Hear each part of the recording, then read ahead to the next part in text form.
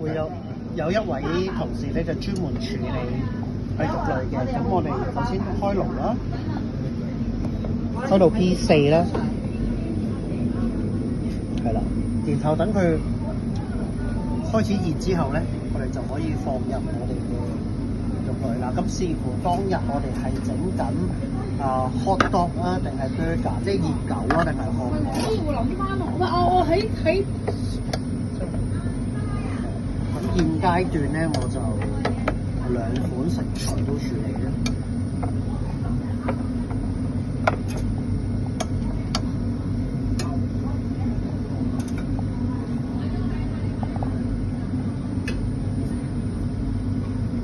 咁我哋就定時將佢差唔多就反面，或者係不停咁樣轉嘅香腸就。咁佢熟唔熟就視乎當時嘅厚度啦。如果你係用呢啲廚師腸咁去薄啲，咁佢就快啲啦。如果你係用大少少嘅，咁佢肉質厚啲嘅，咁嘅時間就相對多少少嘅。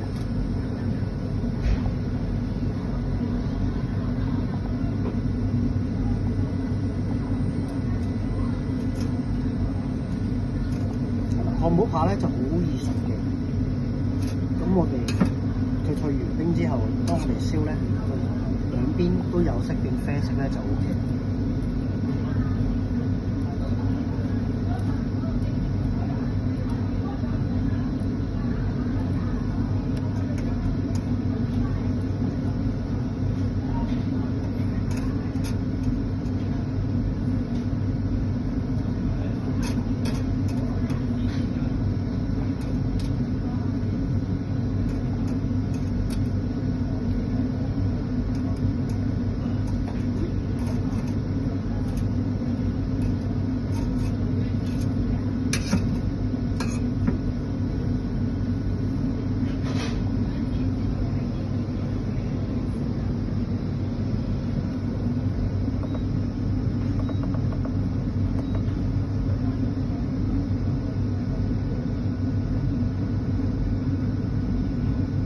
啲腸仔點樣可以睇到佢熟定唔熟啊？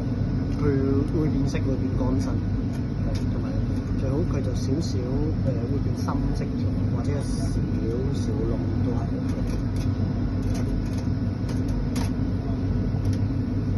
但係腸仔解凍係浸水oven，跟住就2分鐘叮完佢就oven解凍3分鐘就可以出嚟整㗎啦。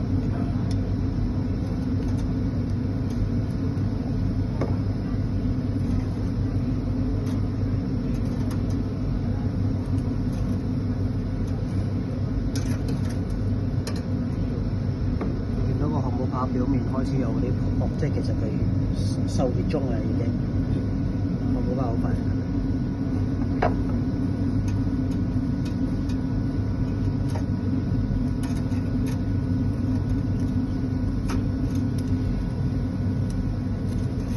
注意唔好俾佢燶啦。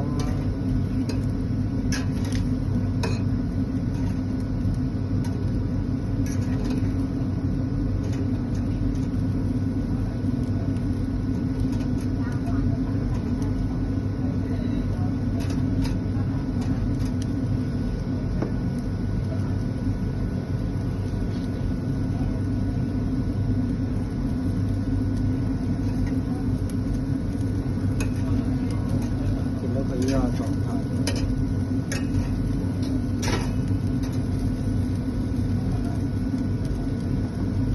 當佢整個表面咧都開始有顏色嘅時候咧，即係啲面其實已經都 OK 嘅，唔需要話去到好燶。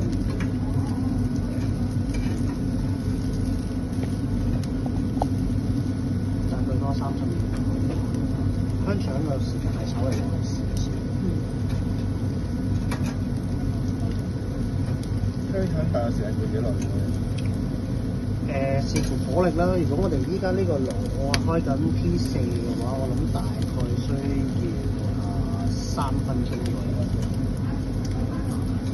漢堡扒就 OK。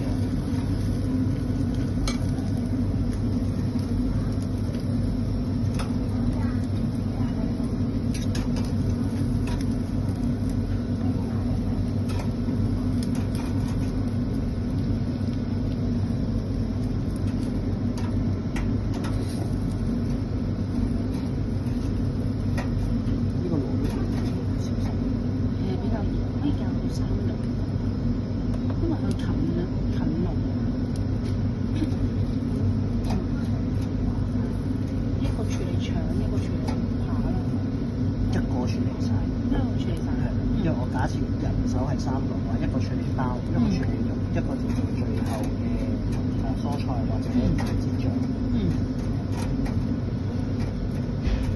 香腸依家呢個狀態咧，你見到佢有少少炒皮，有少少泡泡咧，正常嘅，其實即係佢已經 OK 咁大啦。呢條又爭少少，呢條其實已經 OK 咗。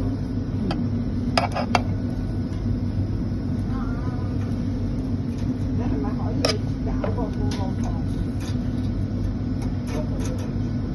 有住，好嚟啊！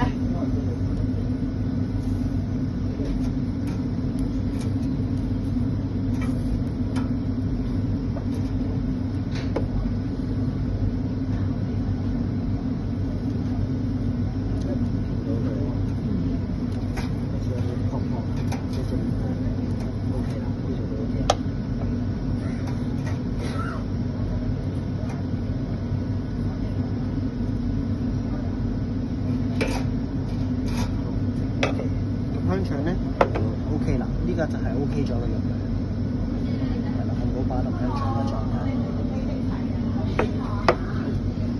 條鏈啊 cut 啦，聽唔到。條鏈都可以 cut 啦。